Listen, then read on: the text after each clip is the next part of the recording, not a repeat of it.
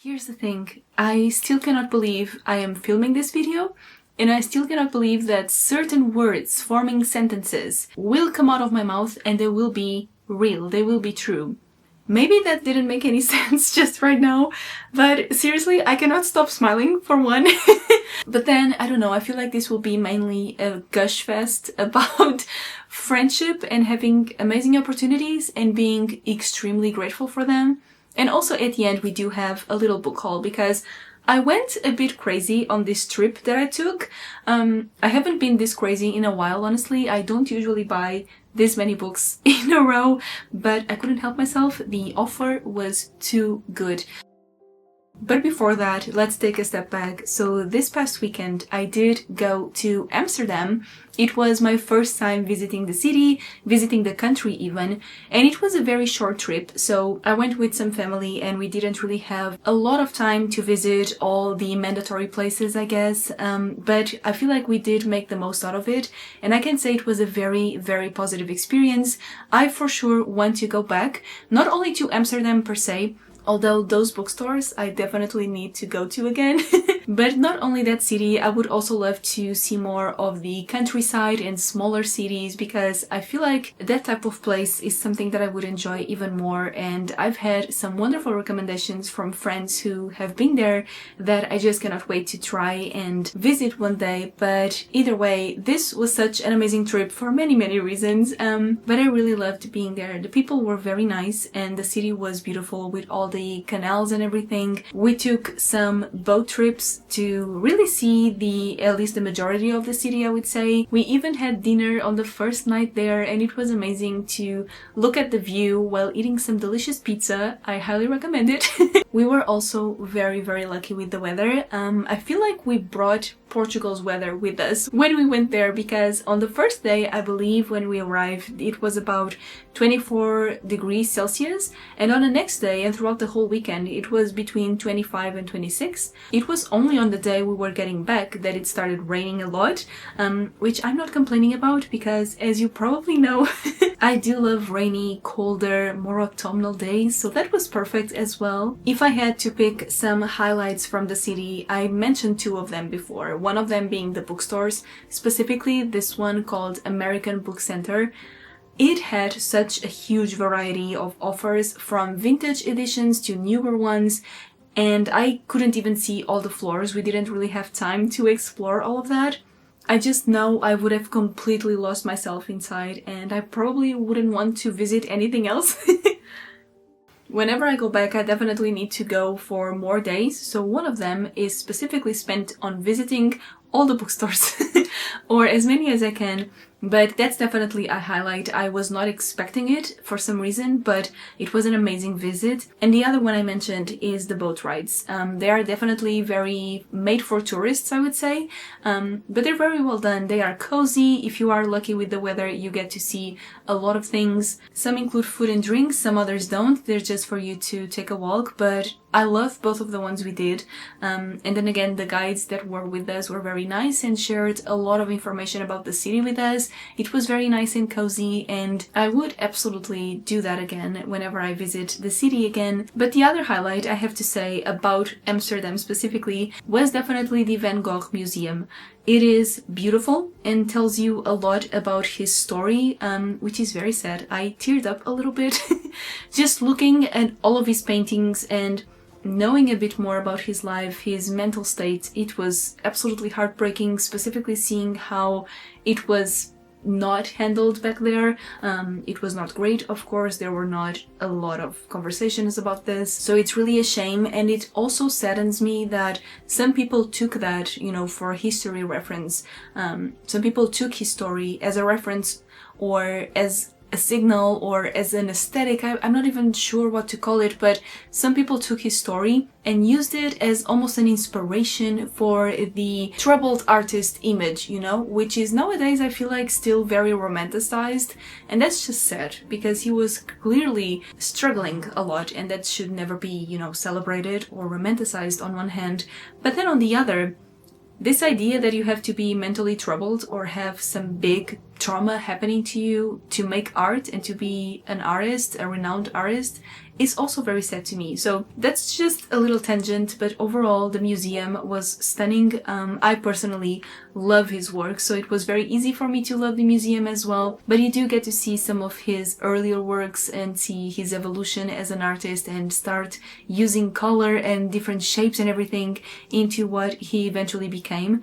And when I went to the museum shop, I pretty much wanted to buy every single art print that was there. Of course I could not do that, but it's one of those things where one day when I get my own home, I hope to fill an art wall with his art and other ones, of course. But Van Gogh specifically has always spoken to me, and it was amazing to finally see some of his paintings live and just right in front of me. There's something very magical and emotional about that. The only thing I would say I was a bit sad to not be able to visit this time was Anne Frank's house. I am not sure how I would have reacted to that, but it is definitely on my bucket list. I would love to try and go there one day.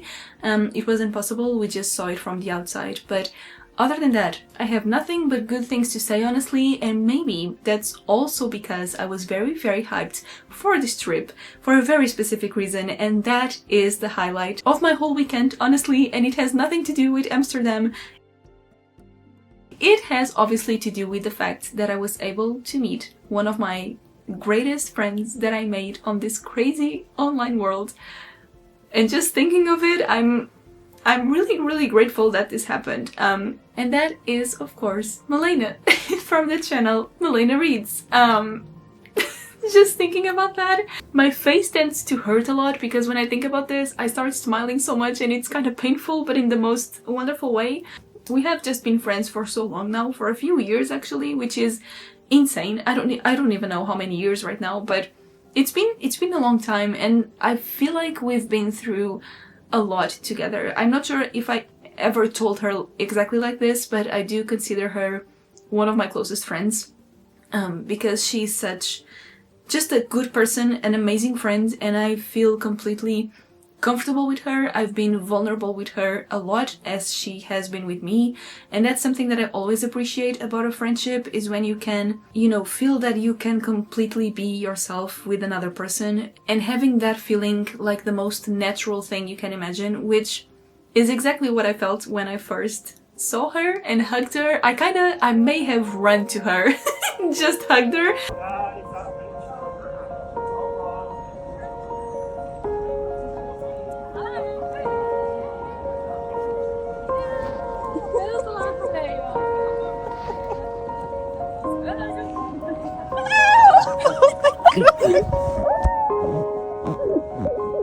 I knew it was you! Sorry, my mom was calling you. I'm good. Sorry, okay, I need to tell them I'm alive, but yeah, okay. Wait, were you worried? Sorry? Were you worried? No. They were like, are you like arriving okay? Are you lost? And I'm like, no, they're here, I see them. So I'll just tell them that I'm with you now. That's fine. Hi! Both her and Boy, by the way, who is Milena's husband and who has become such a dear friend of mine as well. I mean, we started bonding because of our love of gaming, and because of that we also formed an amazing friendship. And so all of this to say that I love those people so much, and I'm so grateful that I have them in my life, and now I can finally say I saw them in person, which is still crazy. I ended up going to Milena's house. We filmed a little bit. I wish I had filmed a bit more, but honestly I couldn't because I was so focused on realizing that I was there with them and just trying to enjoy every single moment, because we didn't have a lot of time. I think we had maybe 2.5 hours together or so, and they went by so fast because then again, I was nervous, certainly. I always get a little nervous, or I would say rather very nervous, whenever I get to meet some new people from this community. It is both the most exciting and overwhelming, but in the best way possible, feeling. But also I'm anxious, I'm nervous, because I'm like, oh my gosh, what if they hate me? And what do I say? How do I act?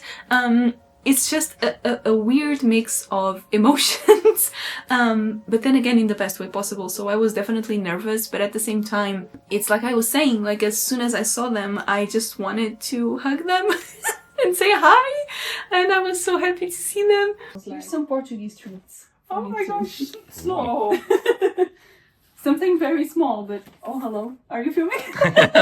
If you can guess this, I will applaud you because I have no idea, literally. So, Alright, I will look at this in a minute. yeah. Okay. You can read it. Blind date. From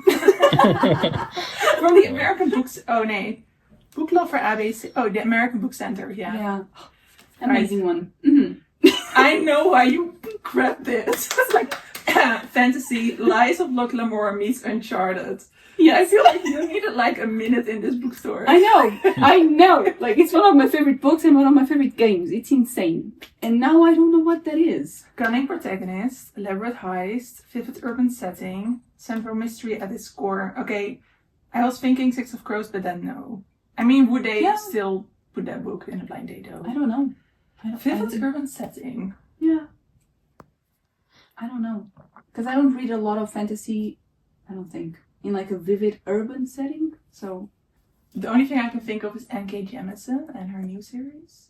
Oh. But that would also say sci-fi, I think. Yeah, that says. No, I don't know. I mean, there was a sci-fi section, so I don't know. I don't know. Maybe.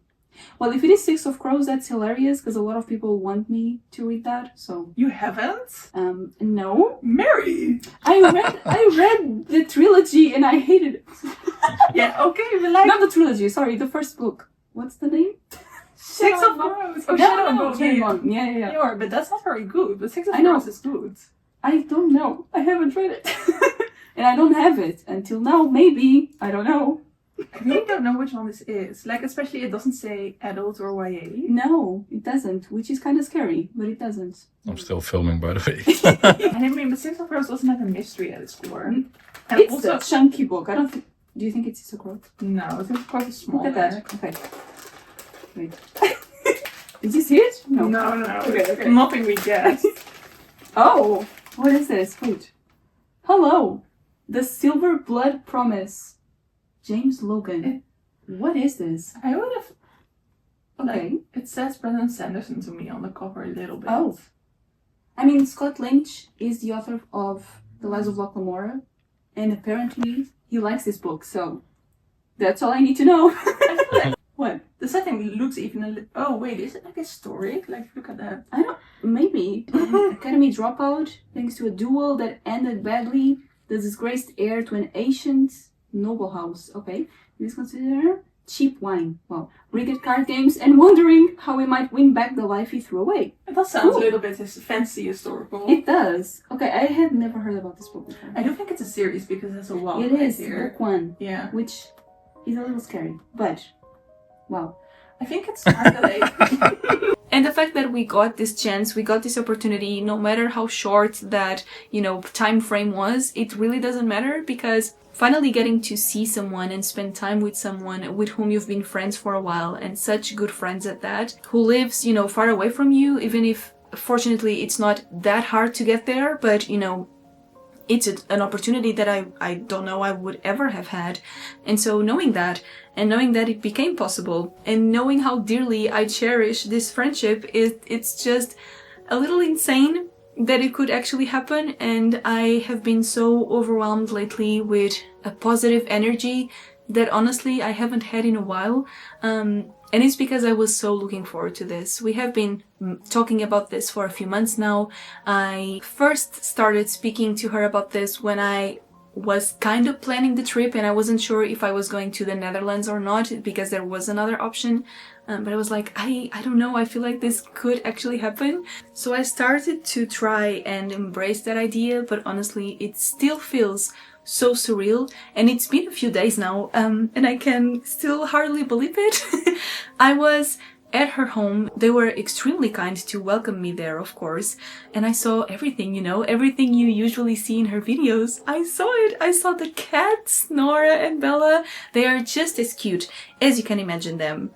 I saw her stunning bookshelves, obviously, and just like seeing it live is so surreal. It's something that I cannot really put into words. At some point I turned to her and I just said, can I just hug you again? Because, it doesn't feel enough. Just once doesn't feel enough. and the three of us had a wonderful, you know, afternoon/lunch time. They were extremely kind to offer me something to eat, and then we took a walk along these very cute streets. I love them so much. Where there was, of course, we had to do this, there was a haunted Dickens museum. And it was the most amazing and also funniest thing you could ever see. I enjoyed it so much. There were so many stunning editions of his works. Some rooms there were just stunning and haunted at the same time, but that's what makes it funny. What a memory.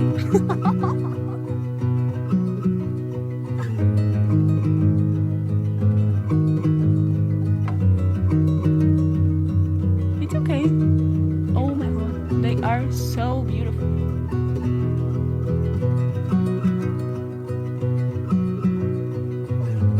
That's about it. It doesn't have licorice though, that's good.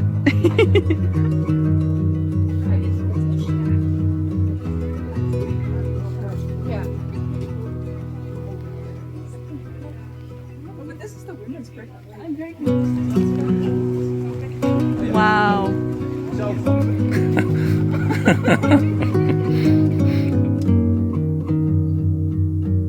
Oh my god. Wow. Okay.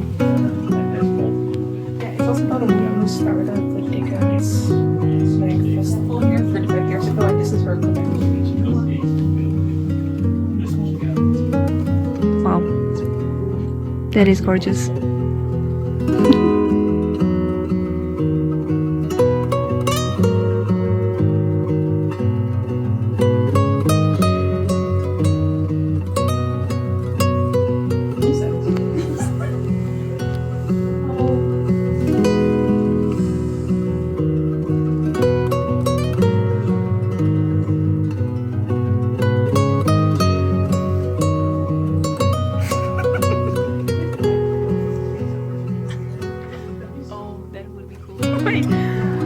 So millennial. No, what are you talking about? I don't know. You're not millennial. No.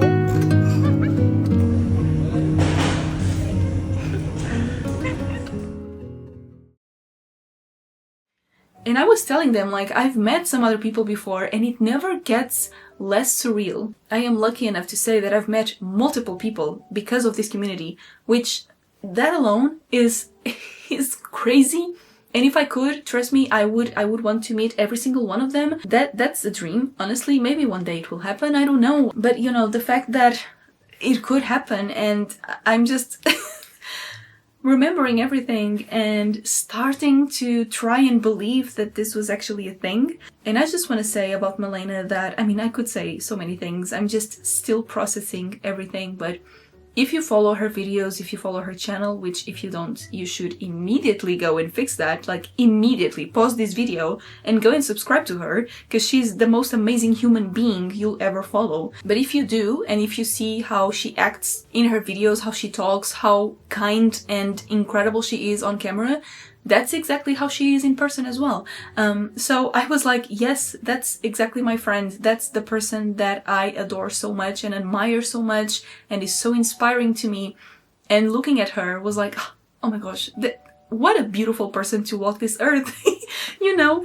And that somehow also gives me, I don't know, some hope in the world. And this sounds very dramatic right now, I know, but you know how the world sometimes seems to be completely losing itself and losing its humanity. And I mean, I feel like it is really, which is devastating and very sad.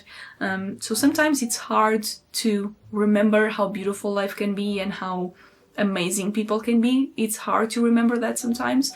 But then you get these moments and it's like, no, there's beauty in the world. There's love, there's real friendship, and there's opportunities like these that I wish everyone could have, because it's beautiful, and it is what makes everything worth it, you know?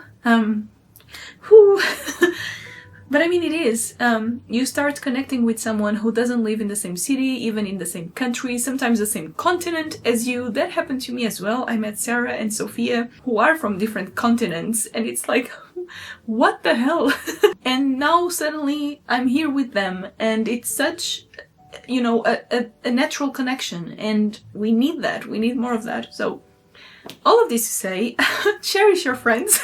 And I just cherish Milena and Boy, of course. They are such a lovely couple. I'm so grateful this could happen, and I will never stop gushing about this.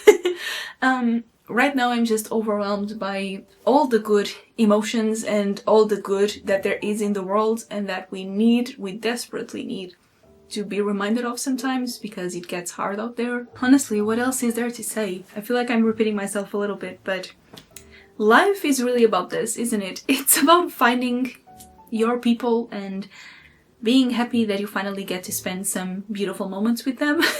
If Milena and or Boy are watching this, thank you so much for everything, really, for your friendship and for the time we spent together. And to everyone else, thank you as well for being here and for being part of this community. Just because I cannot meet you all in person, it doesn't mean that I obviously don't appreciate you all a lot. You're all part of this cozy little corner of the internet, and so I appreciate all of you so much. And yes, I will never be able to shut up about this because I always get so happy when I'm reminded of it. But I guess now let's get to the haul. I have some gifts that I received from Milena and Boy that I also want to share, and then we'll get to my damage that was made, certainly. The first thing that I need to shout out immediately, because then again, like I said, the way that Boy and I started to bond and realize that we are kind of the same person sometimes, a lot of times, was through gaming. And so ever since then, we speak a lot about gaming, our favorite games. We've gamed a lot together as well, which is so much fun. And so as a late birthday gift, he gifted me this game. It is called Expedition 33. I've heard nothing but absolutely incredible things about this game, and funnily enough, recently I had a friend who came with me to see RF Kwang in Lisbon. It was amazing, by the way, and at the end we were just strolling around the store and we passed the gaming section, and she kept yelling at me because of this game, and she didn't know how I hadn't played it yet. And I was just waiting for, you know, a little sale maybe, because unfortunately games can be a bit expensive when they are released. And Boy loved this game as well, and we talked about it, and I said, yes, I will play it eventually when I can get it. So he got it for me, and that's so kind of him. And right now this needs to be the next game that I play. I mean, I've been playing, or rather replaying, a Plague Tale series, the first and second games, because the third one is coming next year and I cannot wait. I cannot wait. But I need to make room and time and space for this one, for sure. This is now one of my priorities. I am so excited. It looks amazing. And then a book that I got from Milena, because then again, she's the best, and gifted me a few things actually, because she's insane. But as for the book, she gifted me this one, which is called The Instrumentalist by Harriet Constable. And when I saw this one, right when I opened the package, I was very overwhelmed, by the way, because it was just all the emotions at the same time, and then they gifted me so many things. I was like, oh gosh, where do I put all of these emotions? But when I saw it first, I didn't think I had heard of it, but then I thought again, and I was like, no, wait, I did see some booktubers raving about this book. And also, I want to be the girl in this cover. It looks absolutely beautiful, and it says, Anna Maria may have no name, no fortune, no family, but she has her ambition and her talent. Her best hope lies in her teacher, Antonio Vivaldi. Soon she is his star pupil, and that's exactly how far I read the synopsis. First of all, because it's about music, it's about someone finding themselves probably, but also Vivaldi as her teacher. Vivaldi is one of my favorite composers. What do you mean? So this was amazing. Thank you again to those beautiful, beautiful people. I am so grateful. How many times can I say that? And now let's get to my personal damage, which was a little bit. The first one I kind of mentioned already, because I bought this one at the Van Gogh Museum, and it is called A Life in Letters, which this is about the letters that Vincent sent to his brother Theo. I'm not sure we have Theo's letters to him, but I will try to check that. Part of me feels a little weird to buy this and read it because it's so personal, right?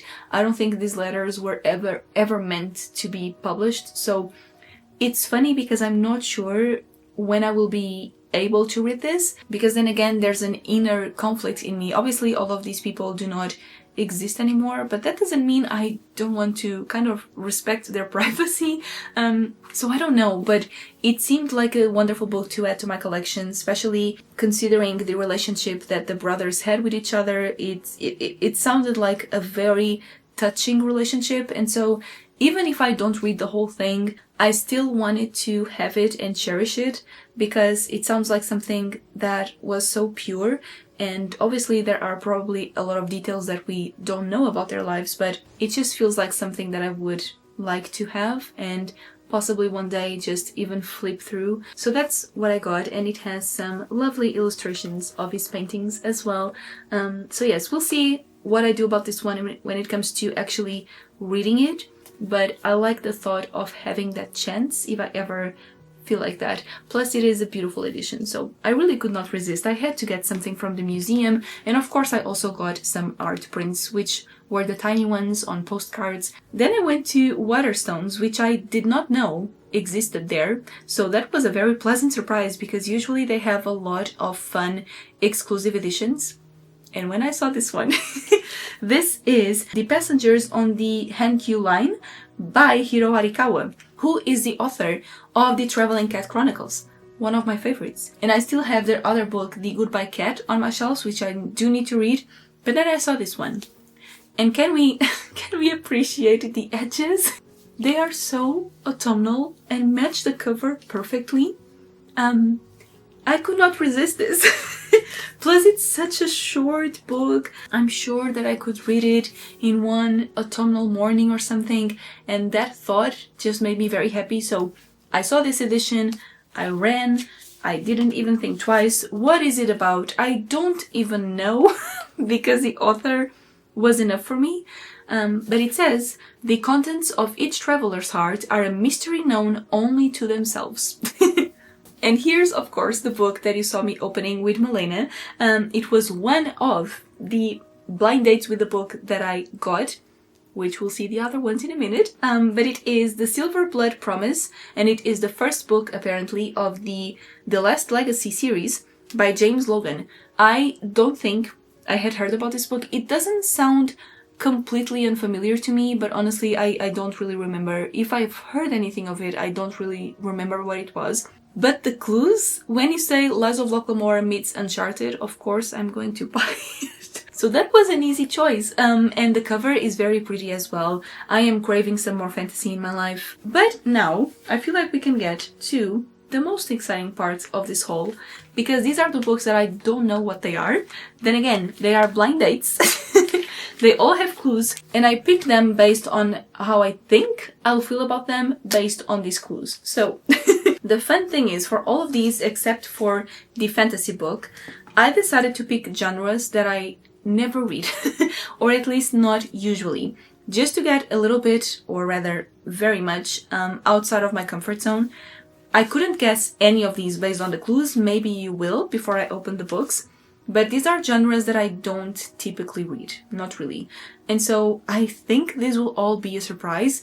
If these are books that I had seen before, then I didn't know that this was what they were about. Because then again, I don't usually read synopses at all. This will all be surprises to me. Like complete surprises. So we'll see how that goes, but I'm so excited to open them. I had to control myself a little bit. I did open the other one with Milena, of course, because I thought it could be fun for us to open one together. But all the other ones, I was like, don't open them. You can open them on camera, which will be much more fun. I will give you a few seconds to guess them if you'd like. You don't see them so often here in Portugal, so this was a very pleasant surprise. Anyway, I am so excited. Let's get to open these 4 books, which I have no idea what they are, so I might not enjoy them at all. This is the one that is the most outside of my comfort zone, I would say. Well, we'll see. But either way, it is a thriller, hospital setting, overworked doctors, unexplained deaths, and recovering addict. And we also have a quote: medicine is a dark and a terrible knowledge, and sometimes it can be a lethal one. So now let me explain why I chose this book. Because I love medical dramas and everything that comes with them. I don't know what it is. It is one of those genres that I absolutely love. And recently I've become obsessed with The Pit, the show. And the second season is coming in January, and I cannot tell you how excited I am for it. January cannot come soon enough. But that's honestly the reason why I picked this one. I wanted something that I don't usually read, but also something that was kind of related to something that I enjoy. And I don't know where that will lead us. But for all of these, without cheating, I would love to know if you were able to guess any of them. Because honestly, I wouldn't be. I'm terrible at these games anyway. It's kind of a short book, I know that. Oh? What is this? Sometimes People Die by Simon Stevenson. I don't know what this is. That's very exciting, honestly. I don't know what this is. 1999. Returning to practice after a suspension for stealing opioids. Opioids? Opioids. A young Scottish doctor takes the only job he can find, a post as a senior house officer in the struggling East London hospital of St. Luke's. Amid the maelstrom of sick patients, overworked staff, and underfunded wards, a darker secret soon declares itself. Too many patients are dying. I cannot tell you how intrigued I am by this book right now. I don't know what it is. Anything that is set in a medical thing, something about that appeals to me, even though it is extremely anxiety-inducing to me, and sometimes I need to stop watching the episodes because it's too much. But at the same time, I then always continue and I always watch another one. So I don't know if this will have the same effect, but very looking forward to finding out. So that's a win, I would say, at least based on the premise. Let's move on to the second one. Now, this is a horror book. I love horror movies. With horror books, I tend to struggle a little bit. They don't often work for me, but I'm slowly trying them out a little more. And this one says Frankenstein meets plants. So there you go. That's all I needed to know. Queer, Victorian, and Gothic. Sometimes busy work is the only thing holding back existential dread. Let's open it. I love this part. I look like a kid in Christmas, I know, but this is my Christmas, honestly. Okay, I didn't see the title of the cover. Okay. Ooh, it's greenish. Wait, oh, it's, yeah, upside down. Okay. Wow, that's so beautiful. That's so, oh my god. Okay, so it's called A Botanical Daughter. What? By Noah Medlock. I'm obsessed with this cover. What? It is an unusual thing to live in a botanical garden, but Simon and Gregor are an unusual pair of gentlemen. Hidden away from the disapproving tattle of Victorian London, they are free to follow their own interests without interference.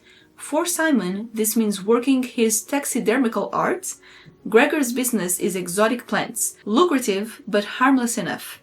Until his latest acquisition, a strange fungus which shows signs of intellect beyond any plant he's seen, inspires him to attempt a masterwork, true intelligent life from plant matter. What is happening with these books? I feel like I'm going to love this. I don't know. Am I judging it too much on the cover? Maybe, but I am slightly obsessed, I'm telling you. Oh my god. Another huge win. This is so exciting because I was kind of scared, obviously, because you don't know what the book is. The clues are amazing though. I feel like they did a really good job so far at telling you the vibes of the book without giving too much, or maybe, I don't know if it does give too much. I have never heard about either of these books. And I'm so excited now. This is crazy. I'm so excited. This is one that if I saw the cover, because, oh my gosh, look at the spine. I can't. It's so pretty. This is one that if I went to the horror section, which I sometimes do, I would pick it up, probably, because I would be intrigued enough by the cover only. So that's, that's insane. Then again, another big win. And we have another horror, and this is more of a chunky book, and I don't know what it could be, but it says, Apples with Strange Powers, mix of folk horror, body horror, and psychological horror. This is what sold me immediately, I have to say. Accessible storytelling, and small town consumed by evil. This was the second thing that sold me. And I don't think YouTube would let me read this entire quote, so I'll just show it to you and let you try and guess again. Gosh, I wonder what this could be, because this is a kind of a big book. It's here. Let's see what it is. I don't know if it will be turned around again, but let's see. I'm struggling a little bit. Okay, there you go. Oh, what is this? Black River Chuck Wedding. Wait, there's a lot of words.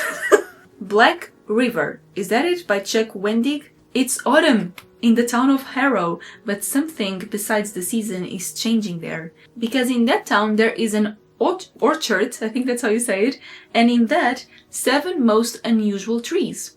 And from those trees grows a new sort of apple. Strange, beautiful, with skin so red it's nearly black. Take a bite of one of these apples and you will desire only to devour another, and another. You will become stronger, more vital, more yourself, you will believe. But then your appetite for the apples and their peculiar gifts will keep growing and become darker. This is not a book that if I had just looked at it, I don't think I would have picked it up, probably. So this is one of those that I would need to read the back just to be sure I'm interested enough. I think out of these 3 so far, this is the one that interests me the least, because for some reason I feel like it can very easily turn into a bit of a cheesier story. I don't know how to explain it, and I don't know why I feel like that. It's just, my intuition, but I might be wrong. I hope I'm wrong. It doesn't sound bad. It just sounds like the least intriguing of these 3 so far. But I am still happy with this choice, and who knows, I might be surprised. Sometimes this is how you find some underrated gems and books you end up loving, so I'm all here for that. Now, the big event. I feel like this is the big event because we have a romantasy book. I don't read, I don't think, a lot of romantasy, although I have read a few, of course, and I do enjoy some of them, even though I tend to not love the romance aspect as much. I definitely prefer the fantasy aspect of it. So that's why when a book is sold to me as pure romantasy, I do struggle a little bit with picking it up. But I would like to find a romantasy book that I genuinely love. And I don't think I've found that yet. Especially because, then again, I don't usually love the romance aspect. So I decided to take a chance and we'll see how this goes. I also have no idea what this could be. I feel like this is a very general description because it says compelling court dynamics, slow burn romance, prophecies, and unique magic system. I feel like that's a description for a lot of books, not only romantasy, it's just a bit general. I wouldn't let them destroy this one. I wouldn't let them take it from me. I was going to fight and stake my claim, my destiny, or die trying. My only hope is that it's not a book that I have read before. That's the only thing that I'm hoping. Otherwise, I will just, sell it, and it's okay, of course. But we'll see. I'm still excited to find out what it is. What? Oh, I'm struggling a lot again. Okay, hold on. Ooh, okay, I have not read this one, which is good. Daughter of the Drowned Empire by Frankie Diane Malice. I don't know. Oh, number 1. So this is a series. Lady something, Lyriana, is 3rd in line to the seat of power in Baramia, I'm not sure. And with the most eligible bachelor and master mage, Lord Tristan Grey, soon to be her fiancé, life is perfect. Alright. But at the ceremony that should have revealed her power, she uncovers something else entirely. Faced with uncertainty, she has no choice but to accept a deadly offer. She has 7 months to train as one of the kingdom's most brutal warriors. She must earn her place in Bamaria and train with the exiled Lord Ryan Hart, the man she has secretly loved since she was a girl, and a feared warrior forbidden to her in every way. For her, surviving training may mean sacrificing her own heart. Okay, so this sounds exactly like something I would not read. I would not pick up on my own. But that was my goal when I picked this one. Because that's what I was looking for, is something that it's really outside of my comfort zone and something that if I saw on the shelves, I probably would not think too much of it. But because it was a surprise and now it is here, I'm excited to read it and try it and see if I enjoy it. The premise sounds fun. Then again, a bit vague, I would say. There are a lot of elements here that I feel like you could recognize in other books somehow, which then again doesn't have to be a bad thing at all. So I'm looking forward to trying this one and seeing if this is the romantasy that I will love. We'll see. I don't know, because I struggle a lot with this genre, but I'm open to keep trying it because I feel like even if I don't love the books, it is still a fun genre to read once in a while that I do enjoy. So we'll see how this goes. But I would say this was overall a very high success. I loved this experience and I would love to have some more to open, but I don't because they didn't fit in my bag. Here it is. Don't fall. Here it is. Oh, they all look so pretty together. I love this feeling of having new books, and I'm obviously also very grateful for the opportunity to buy these books and to visit such amazing places to get these books from. But most of all, this was just an excuse for me to then again gush about beautiful people in my life and how incredible this weekend was for what it allowed me to do and for especially whom it allowed me to meet. So that's insane. I will try and gather my emotions and try to put them somewhere. I don't know where because they're all over the place still. And thank you as well, of course, for then again being here, being in this community, and also watching this very, very, very messy and chatty video. I hope you have a wonderful week ahead, and I'll speak to you hopefully very soon. Bye!